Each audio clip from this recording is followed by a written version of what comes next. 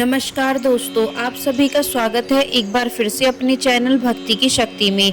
तो दोस्तों आइए सुनते हैं राधा अष्टमी व्रत की कहानी को। राधा माता गोलोक में श्री कृष्ण के साथ रहती थी। एक दफा कृष्ण भगवान को गोलोक में राधा रानी कहीं नजर नहीं आई। कुछ दिन बाद कन्हैया अपनी सखी विराजा के साथ घूमने चले गए। यह बात जब राधा रानी को मालूम हुई तो उन्हें गुस्सा आया और वो सीधे कन्हैया के पास पहुंची। वहां पहुंचकर उन्होंने श्री कृष्ण को काफी भला बुरा कहा। राधा रानी का यह रवैया भगवान श्री कृष्ण के प्यारे मित्र श्री दामा को बिल्कुल अच्छा नहीं लगा। श्री दामा ने उसी वक्त बिना कुछ सोचे समझे राधा रानी को पृथ्वी पर जन्म लेने का श्राप दे दिया। राधा को इतने गुस्से में देखकर कृष्ण भगवान की सखी विराजा भी नदी के रूप में वहां से चली गई।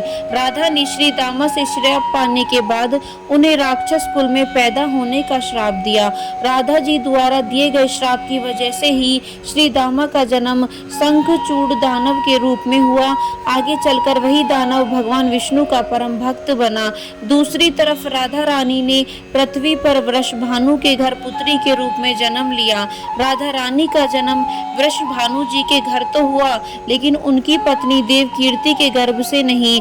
दरअसल जिस समय राधा मैया और श्री दामा ने एक दूसरे को श्राप दिया था, तभी भगवान श्री कृष्ण ने कहा था कि राधा आपको वृषभानु जी और देवी कीर्ति की पुत्री बनकर पृथ्वी पर रहना होगा। मनुष्य के अवतार में आपका एक वैश्य से विवाह होगा, वो मेरे अंश अवतारों में से ही एक होगा। इस तरह आप पृथ्वी पर भी मेरी ही बनकर रहेंगी, परंतु हम दोनों को बिछड़ने का दुख सहना होगा। इसके बाद कृष्ण भगवान ने राधा जी को मनुष्य योनि के रूप में जन्म लेने की तैयारी करने के लिए कहा। संसार के सामने वृषभानु जी की पत्नी गर्भवती हुई। जिस तरह एक बच्चा दुनिया में आता है, ठीक वैसे ही देवी कीर्ति का भी प्रसव हुआ। लेकिन असल में राधा माता का जन्म देवी कीर्ति के गर्भ से नहीं हुआ था।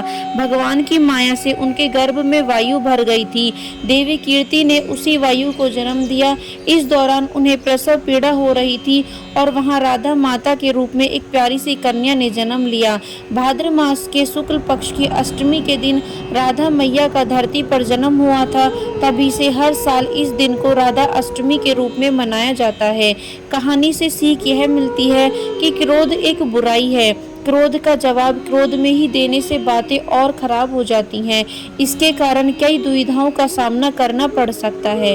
तो दोस्तों यह थी राधा अष्टमी की कथा। यदि वीडियो आपको पसंद आई हो तो चैनल को सब्सक्राइब करना बिल्कुल ना भूलें और वीडियो को लाइक एंड शेयर जरूर करें।